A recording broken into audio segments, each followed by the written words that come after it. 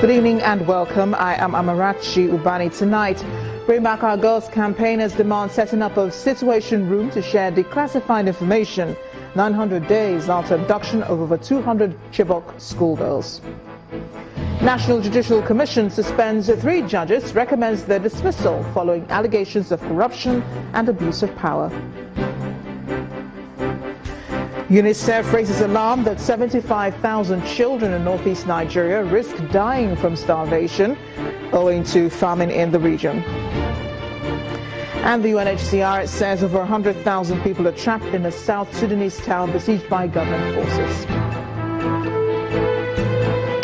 And in business news tonight, Nigeria's stock market ends the month of September and the third quarter upbeat despite profit-taking and bargain hunting by investors.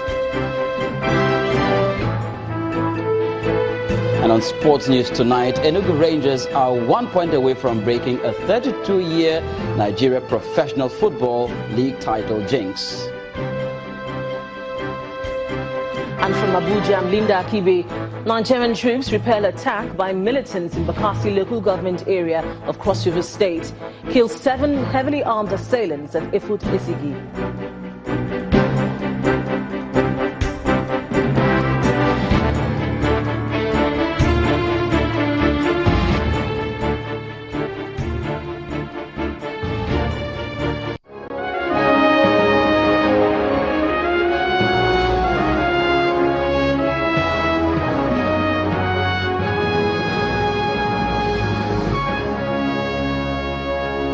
It's 900 days since the abduction of over 200 schoolgirls in Chibok, Borno State, and the group campaigning for the rescue of the girls is demanding the setting up of a 24/7 situation room by the federal government. According to the Bring Back Our Girls group, the essence is for the dissemination of what they term relevant declassified information on the matter. Co-convener of the group, Dr. Obiageli Ezekwesili, says the demand stems from the continued contradiction of information and statements made by government officials and the army on the status of operations. Our correspondent, Omelogo Nadi, reports. It's too much! It's the eve of Nigeria's 56th Independence Day anniversary, and it is also 900 days since the abduction of over 200 girls from a government secondary school in Chibok, Borno State. Members of the Bring Back Our Girls campaign group convened at their usual spot for the 855th day with so many issues in mind, among them what they call conflicting and confusing statements coming from federal government and the military, causing them to demand a prompt overhaul of government's communication approach, among other things.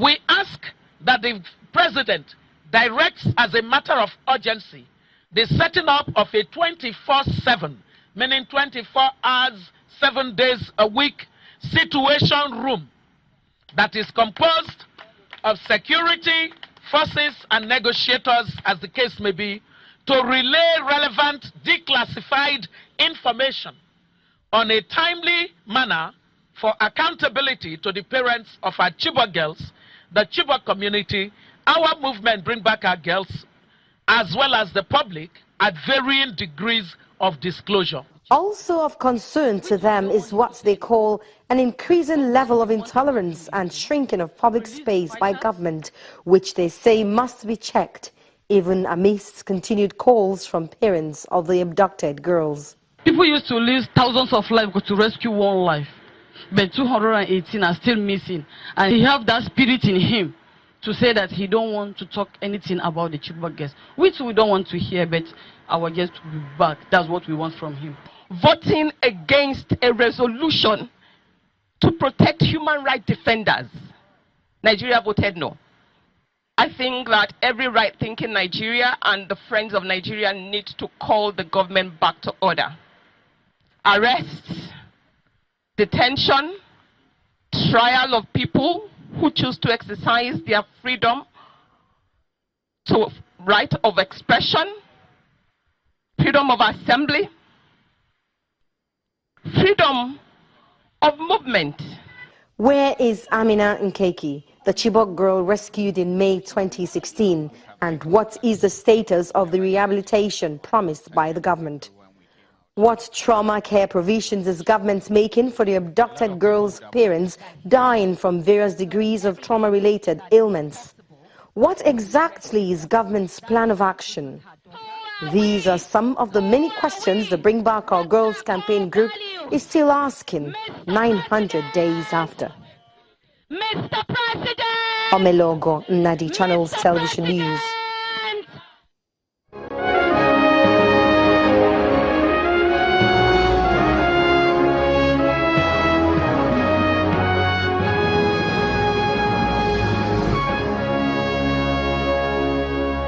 The National Judicial Council has recommended the sack from office of 3 judges. They are the presiding justice of the Court of Appeal, Ilorin Division, Justice Muhammad Ladan Samia, and Chief Judge of Enugu State, Justice I.A. Umezulike, and Justice Kabiru Auta of the High Court of Justice in Kano State. In the case of Justice Auta, the NJC recommended his dismissal from service with immediate effect and to be handed over to the Assistant Inspector General of Police, Zone 1, Kano, for prosecution. According to a statement by the NJC, the decision on the judges stemmed from allegations made against them, bordering on corruption, abuse of judicial powers, among others. While it awaits the outcome of its recommendations from the Office of the President and those of Governors of Enugu and Kano states, the NJC stated the 3 judges have been suspended from their offices. Meanwhile, the Federal High Court in Abuja will on October 21st hear a suit filed by the former chairman of the House of Representatives Appropriation Committee, Mr. Abdulmumin Jibrin, against the Speaker of the House, Mr. Yakubu Dogara.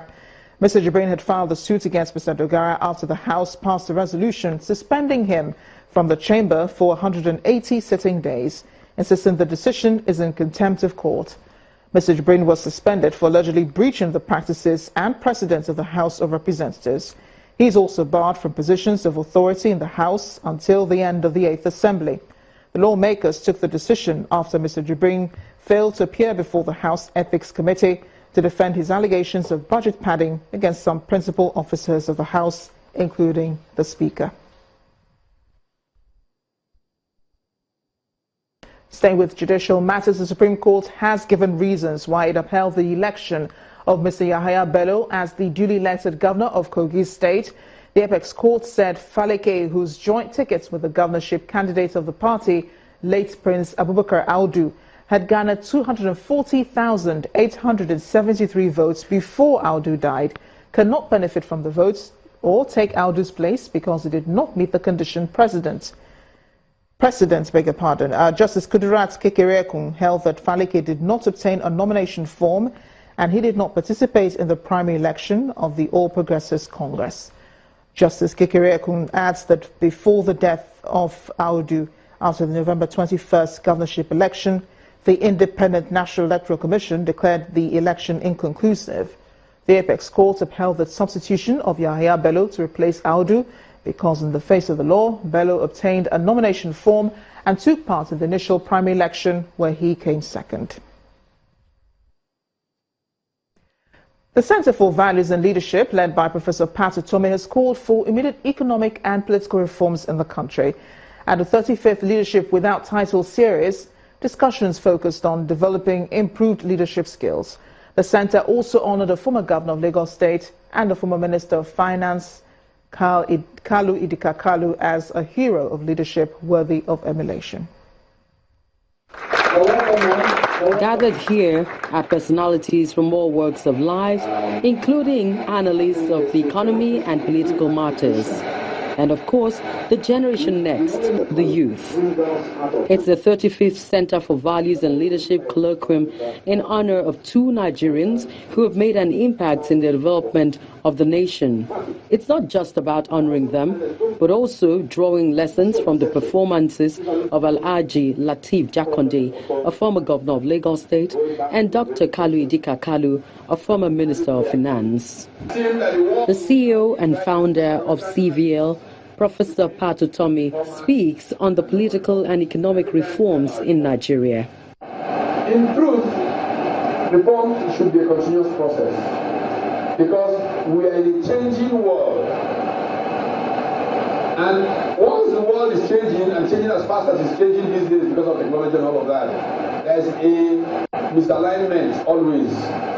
If one part changes, the world, for example, and we don't change, there will be trouble for us. The other part of power left. One after the other, experts from various fields drop lines, all concentrating on the many challenges facing the country, which include leadership, economy, and politics. The story is that we have to find a way to transform the civil service. And I use the civil service in a very generic term.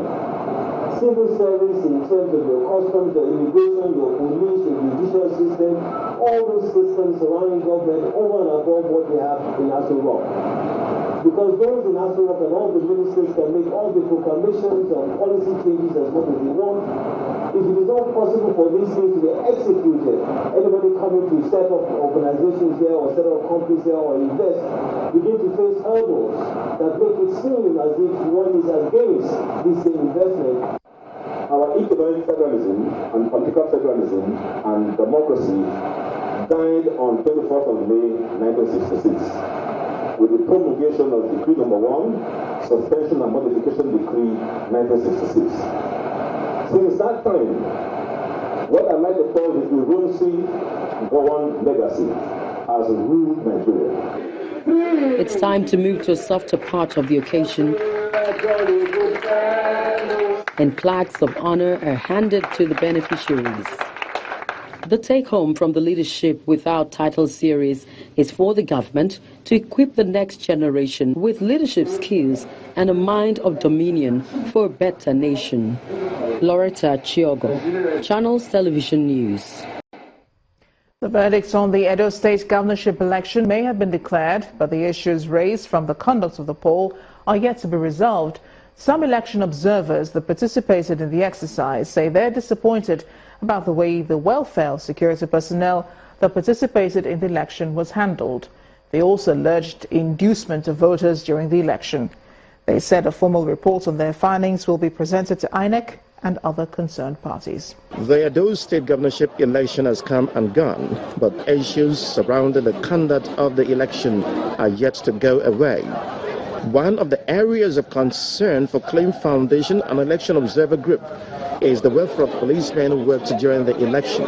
The group is not particularly happy. I see these officers hungry, and some of them were begging for money physically on election duty. That didn't go down well with us, and that is why we said that officers should also look at it critically going forward and ensure that it is addressed. In another part of Benin City, the African Union delegation for the election also made its observation known.